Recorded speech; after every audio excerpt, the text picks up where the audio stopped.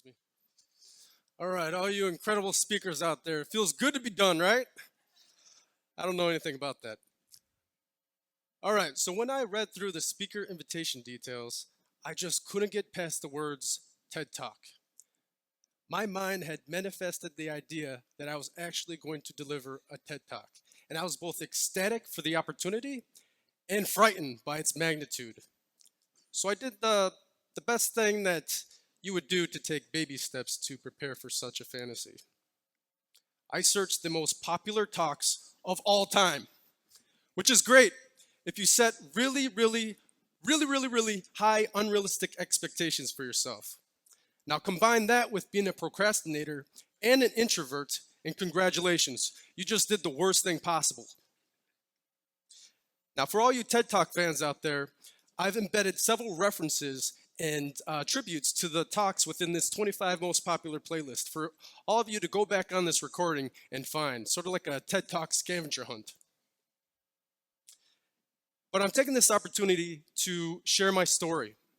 It's about my experiences from the Army and the BIM side of my architectural career, how those connect and how these connections enhance the project itself and the experience for the team.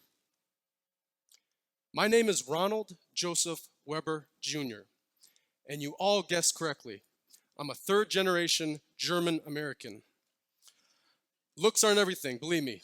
I'm adopted. I actually Googled my name, and I may be the only Asian with this common name. A little harder to guess, but I'm a fourth-generation U.S. Army soldier. Thank you. My great-grandfather came here from Germany by himself when he was young. He lied about his age and joined the Army. Later on, he had to play the worst type of family feud in World War I. My grandfather served in the Army as well, fought in World War II and received a Purple Heart. My father, highlighted and not to be mixed up with the violent wanted criminal in that same Google search, received the Bronze Star for his service in Vietnam. And just like Benjamin Crosby said, utilize ARCHICAD for any project you may have. I gave these to my talented father-in-law, and he actually built it. This is a medal display from my father. Even my older sister served in the Army during the Gulf War. And I know, if it wasn't for the 10 years that separated us, we'd look like twins. I served in the Army Reserves and was mobilized during Operation Enduring Freedom. And this is not an authorized hairdo, so do not try it. I'm sort of like the Asian version of Lieutenant Dan from Forrest Gump, but with the good fortune of knowing having to pay that ultimate price. Anyone know what those glasses were called, by the way? Anybody? Oh, cool. They're BCGs, birth control glasses, which apparently is 2019's most popular style for glasses. And look at fashion trying to counter overpopulation. All right, fortune. I think it's fitting to tell you all here in Las Vegas that I may be the luckiest person you may ever meet. I am one among 200,000 children adopted out of Korea since the 1950s. I was abandoned as a baby, found by a river in Daegu, taken to an orphanage, and later adopted by a saint. Some called her Sandy Claus. Now, she taught me everything I needed to know in order to overcome any challenge presented to me. And as much as I meant the world to her, she was the world to me. But quite possibly, the most important value she passed on to me was the value of human connections. She was able to connect deep with people through her authenticity. She was someone you could rely on, someone you could trust. She was honest. She always looked out for you through thick and thin, blood, sweat, and tears, which is exactly how you would describe what the Army calls a battle buddy, or battle for short. The Army truly understands the value of human connections, how they can make you perform better, support each other, and potentially save lives. My instant gratification monkey had me take several breaks from preparing for this to watch several videos of a Medal of Honor recipient that jumped on a grenade to save the life of his battle. They force you into it right from the beginning. Shortly after you start the lively part of basic, they assign you a battle buddy. Now, something that you should all know about me is that I appreciate every experience in life, especially the tough ones. In grade school, I was kicked so hard between the legs, I was convinced I'd never be able to have children. However, it added to the excitement when I found out my wife was pregnant. Even though I got a German name, it did not save me from being teased about my eyes or being assumed I was Chinese, but that all added to building empathy. And when my 4-year-old nephew creatively destroyed my half-completed final project in junior high, it was an opportunity for the second version to be done even better. My first genuine broken heart after high school was absolutely beautiful to me, as I realized that love was real. And when I say the lively part of basic training, I'm referring to when I was rushed out of a packed cattle truck, bear hugging a loaded duffel bag to be ferociously greeted by a rabid pack of drill sergeants that came at you from all angles, all while witnessing your peers struggling to stay on their feet from every part of your peripheral vision. Complete chaos. Yet I was overwhelmed with clarity and content. Back to battle buddies. My battle in basic training was Private Martinez. He was from California, but loved his roots from Mexico. He was a little reserved, and he wore a huge smile when the drill sergeants weren't around. I could hear him often as he said to me, "Battle, you're crazy." But we shared many experiences together, and we had some very extremes. Like, for instance, we threw each other's mattresses down the stairs, and we pulled security for each other so that we could hide within our wall lockers to sneak in 5 minutes of sleep. But all of these experiences made our bond stronger, and we grew together from them. This is my chemical company battle, Marinov, striking Rambo pose. He was tagged the hairy Bulgarian, or the vulgar Bulgarian in basic, which he really didn't appreciate much and would likely curse you out for saying. We shared many field training exercises together, and he witnessed me jump out of a Humvee and do a combat roll over a small cactus, which he thought was hilarious.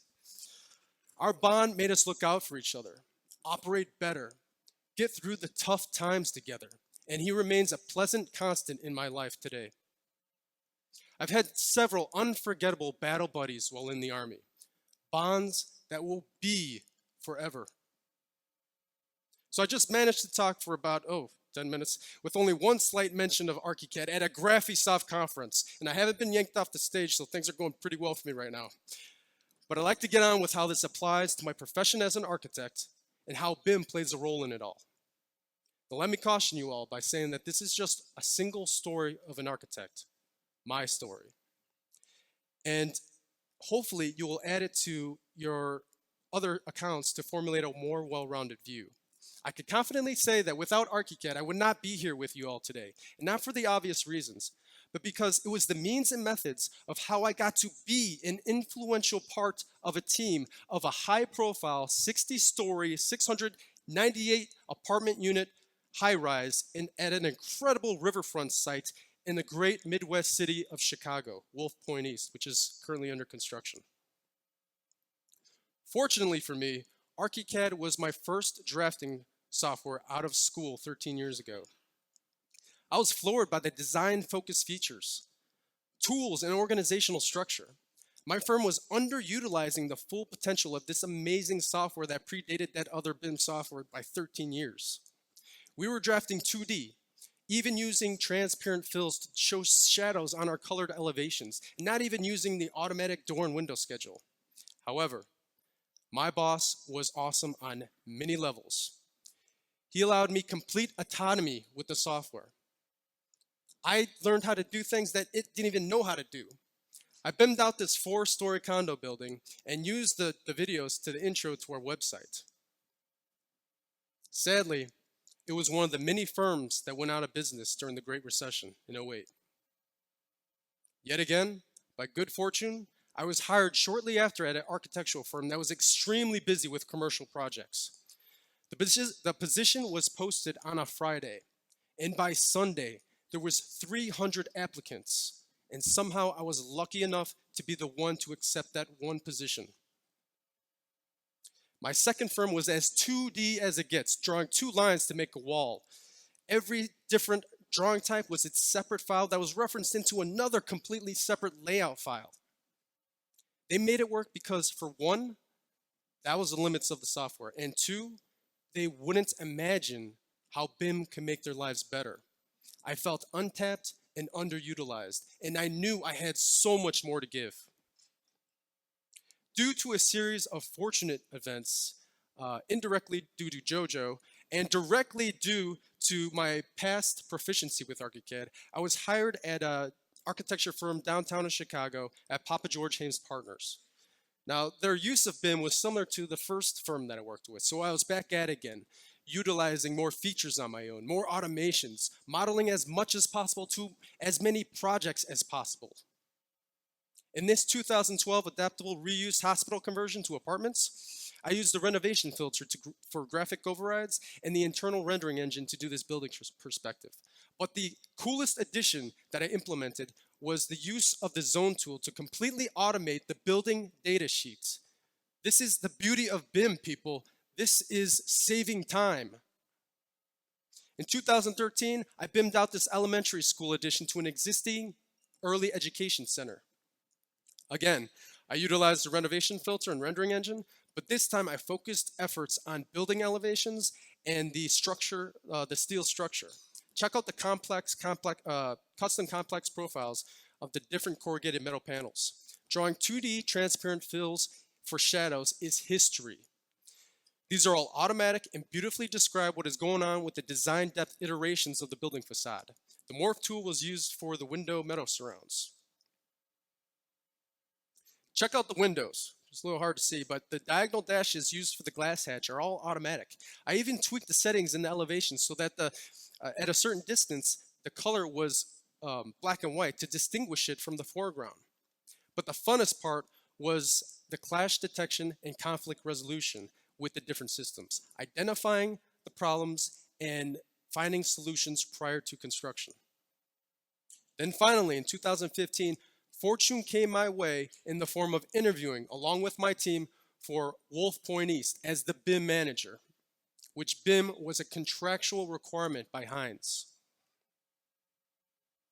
We became the architect of record, and I was heavily inundated in all things BIM, from organizing the file structure itself, like identifying the patterns of the structure and the typical residential floor plans for the most strategic implementation of hot links, to the actual modeling of the tower and lower levels itself.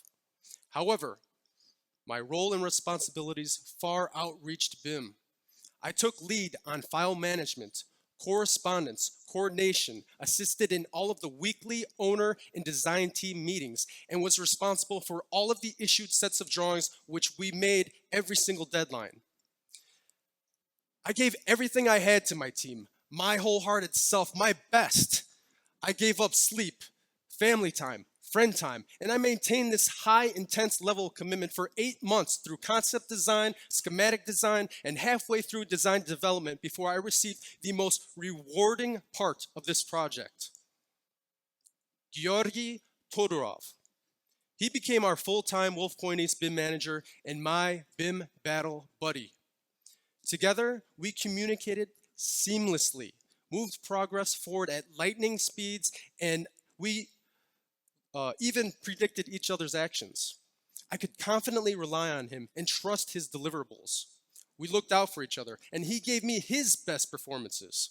Together, along with our team of teams, produced a bank review set that consisted of 963 sheets of drawings. It seemed like there was nothing that we couldn't do together. Now, there are more phenomenal BIM battles that I've been lucky enough to share this Wolf Point East experience with. And that is Jennifer Diggs, an incredibly talented structural engineer, incredibly responsive as well. And Tom Folda, construction technology manager from Walsh, who is really the epitome of a BIM sensei. Now, there are honestly countless more noteworthy connections that made Wolf Point East a successful project. And an architect may get asked a common question like, what is your favorite project type? And when I look back to the 60 projects I've completed and were built, 2 that are currently under construction, and over 150 projects that I've been involved with, the best ones were the ones that gave me the opportunity to develop the strongest bond with my team. Mark Twain said that the good life is built with good relationships. I care about people at the individual level because I know that when you care for the individual, it benefits the team. I believe, people aren't inspired by what you do unless they believe in why you do it. I believe in the value of human connections. I believe in being wholehearted and looking out for your soldiers, your staff, your teammates. Because what we do has an effect on people, and that effect can create successful projects. Lastly, none of this would have been possible if it wasn't for the extraordinary support from my wife. And that is why I'm the luckiest person, and that is an idea worth spreading. Thank you very much.